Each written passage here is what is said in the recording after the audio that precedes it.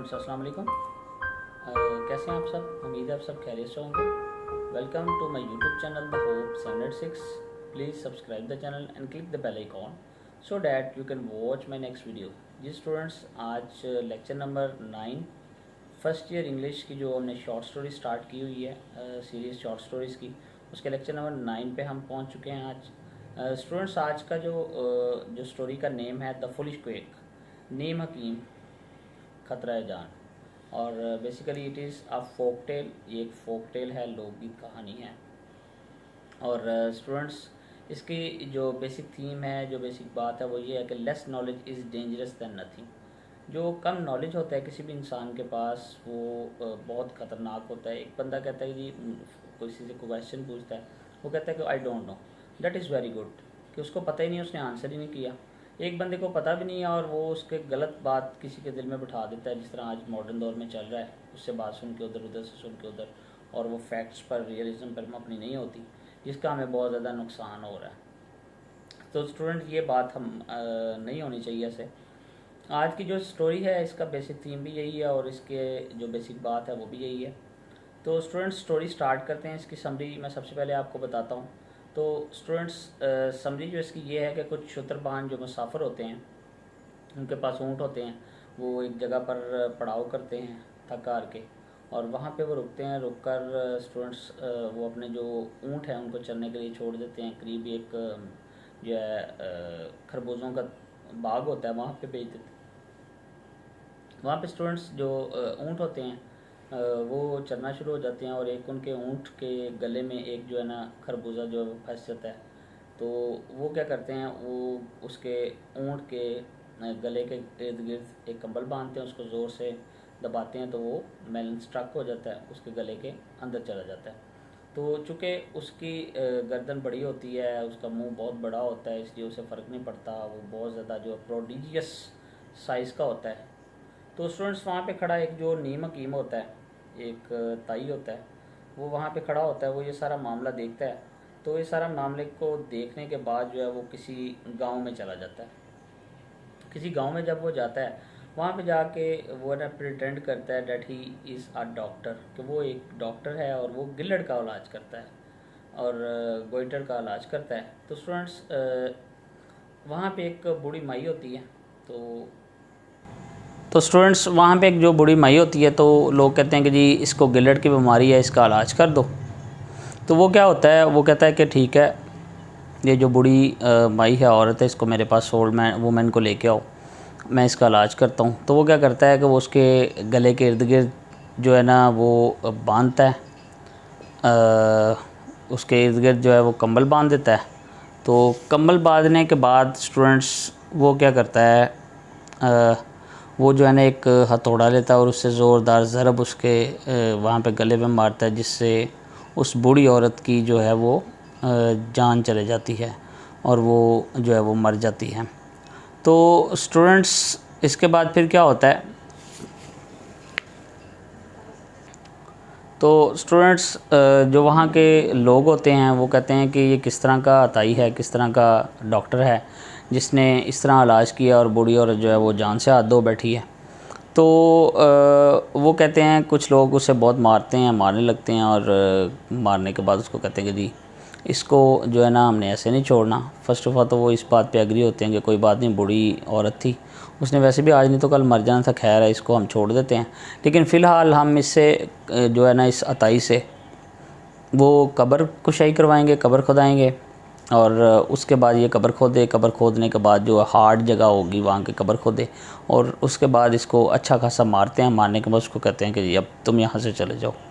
वो उसके बाद एक और गांव में चले जाता है, वहाँ पे जाके भी वो यही प्रिटेंड करता है that I am a doctor, कि मैं एक डॉक्टर हूँ।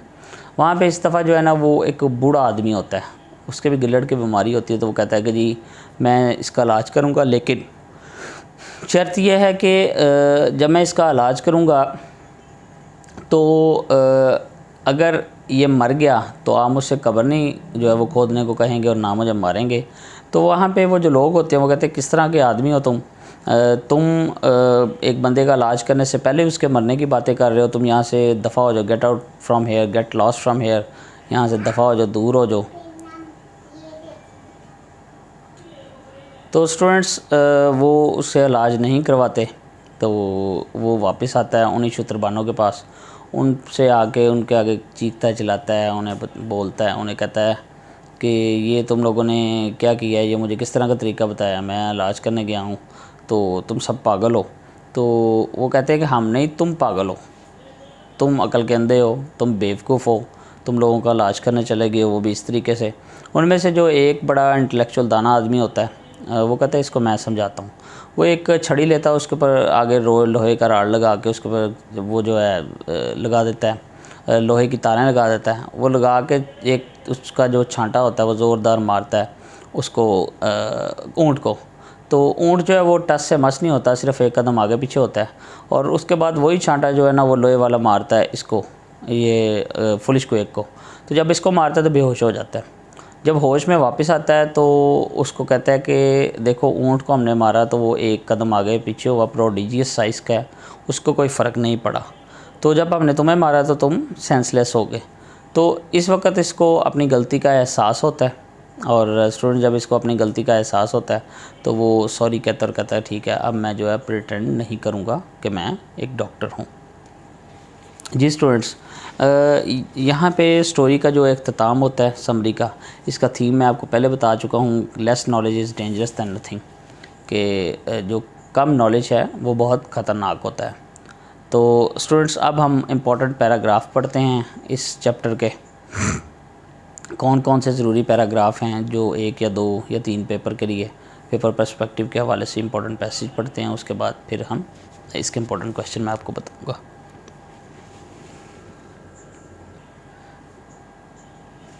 جی اسٹوڈنٹس، اس کا جو پہلا پیرا ہے پیج نمبر 1 پہ اسٹوڈنٹس، بالکل سٹارٹ میں جہاں پہ یہ لکھا ہوا ہے a certain main who had just come اپ، وہاں پہ ایک آدمی آتا ہے، اس کے نیچے جو ہے یہ بھی بلکہ میں ساتھ ہی ملا لیتا ہوں، آبزرونگ دس پروسیڈنگ، وہ سارا معاملہ دیکھتا ہے، شولڈرڈ ہز بنڈل، اور اپنے کندھے پہ اپنی چیزیں بنڈل رکھتا ہے، and going to the next village, اور اگلے گاؤں چلا جاتا ہے، pretending that he was a doctor, اور یہ پریٹینڈ کرتا ہے، بہانہ لگاتا ہے کہ وہ ایک ڈاکٹر تھا۔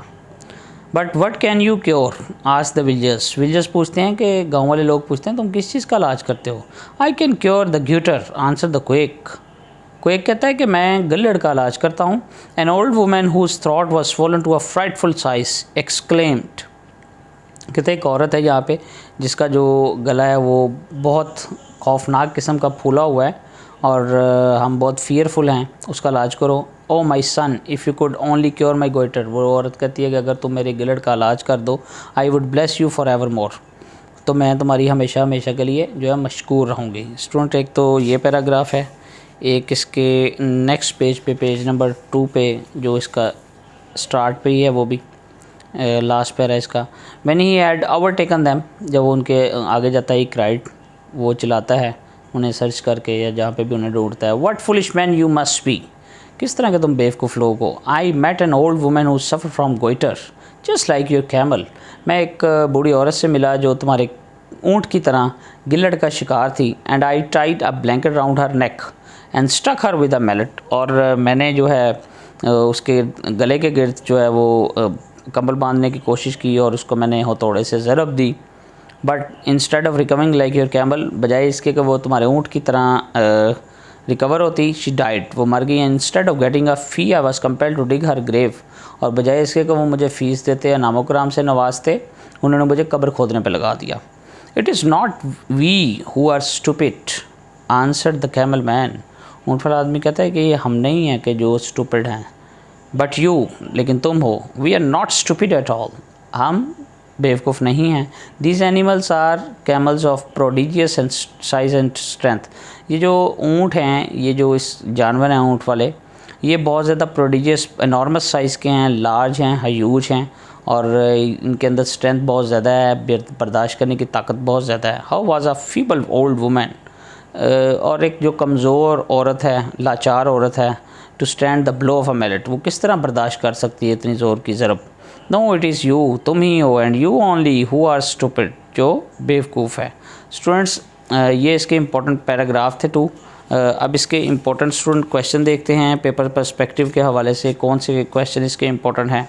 جی اسٹوڈنٹس، एक तो स्टूडेंट्स ये क्वेश्चन है इसका, question number 3, what did the quack pretend to cure, किस बात का वो बहाना करता था कि इलाज करता है।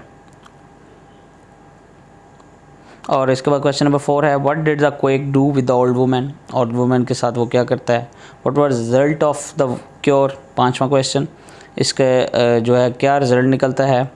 क्वेश्चन नंबर इसके बाद स्टूडेंट 7 है, for whom did the quack dig the grave, किसने उसको कहा कि जी तुम कब्र खोदो।